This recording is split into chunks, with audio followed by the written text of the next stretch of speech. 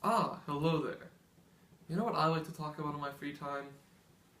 The period between 1860 and 1877 on AP US history. It's absolutely wonderful.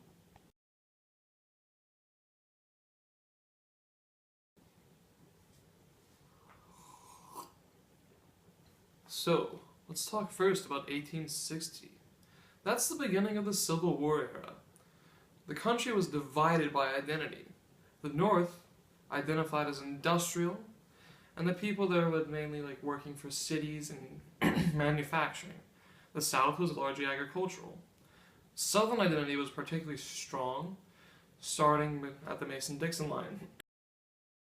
The North had to be typically abolitionist, largely because of the New England Puritan influence that they had beforehand. South, Baptist, there wasn't as strong of this whole anti-slavery sentiment through that religious view of Christianity. Politically, the North had more power than the South because of the population. They had about equal power in the Senate, but the Senate wasn't as important as the House in this situation because the House was completely dominated by the North. Federal control was advocated by the North, while the South advocated states' rights, because that gave the states more power in the South, because otherwise they would have been completely lost through Northern power, where the North had control over the federal as a population. So the Republican Party quickly gained traction in the North, advocating for abolitionist policy and for federal oversight. Lincoln was elected president through the Republican Party because of the population power, winning through the electoral house. Lincoln was elected in 1860. He was very much so against slavery. Regardless, though, he did say that he wasn't going to try to end slavery then, largely because he didn't want the South to secede from the Union. The South, though, were certain that Lincoln would force them to give up their slaves, and, as previously seen through the nullification crisis, believed that they could overrule federal law if it got in the way of state interest. So South Carolina left the Union, prompting other states to also leave the Union. The Union obviously was not okay with this, but there was not direct confrontation until Confederate forces fired upon Fort Sumter, which was held by Union forces, which effectively started the Civil War. So the first major battle of the Civil War was the Battle of Manassas, and Bull Run. It was observed by people on both sides because they believed that the war would be quick and easy for them.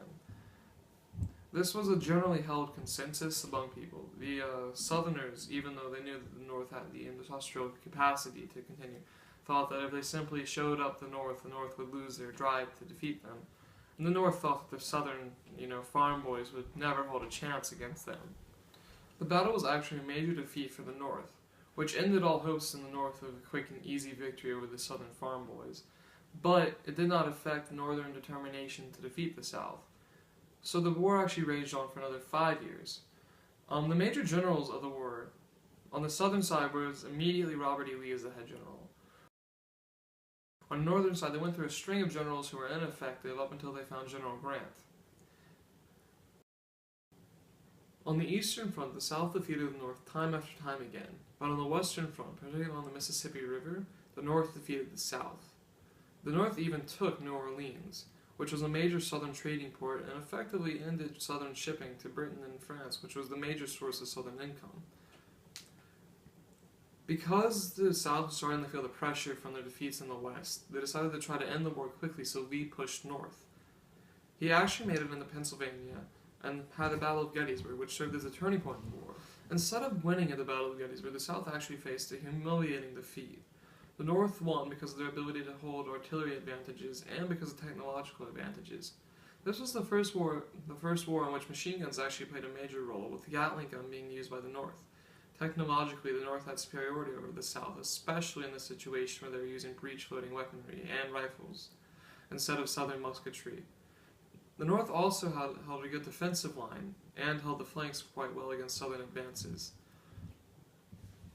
At the same time as the Battle of Gettysburg being raged on by the South and Northern forces on the East.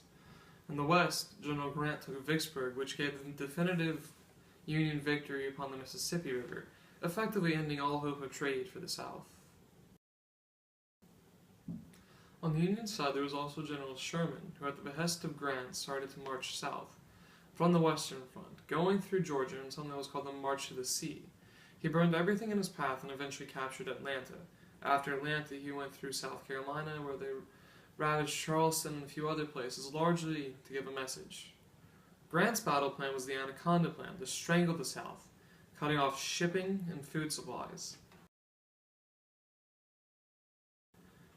On the other side was General Lee, who was a tactical genius and a major reason why the South was able to last so long with so many disadvantages. One of the reasons why was because he had a brilliant support staff such as Stonewall Jackson and Jeb Stuart, both of which were brilliant generals. At the beginning of the war, ironically, Lee was offered a position in the Union Army, but he turned it down because of his loyalty to his home state. Oh no! What is this? Mystery quotes, not mystery documents. And I hereby enjoin upon the people so declared to be free to abstain from all violence, unless in necessary self-defiance, and I recommend to them that in all cases when allowed, they labor faithfully for reasonable wages. Is it Abraham Lincoln? It is. Oh, thank God. What is it? Alright, the quote is as follows. I would make this war as severe as possible and show no symptoms of tiring till the South begs for mercy. Is it Sherman? Yeah.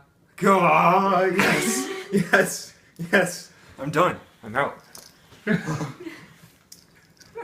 reasons for the war were slavery and, to a lesser extent, states' rights. Slavery was because that's what the North fought for and what the upper class South fought for. States' rights was what the poorer, lower-class Southerners believed they were fighting for.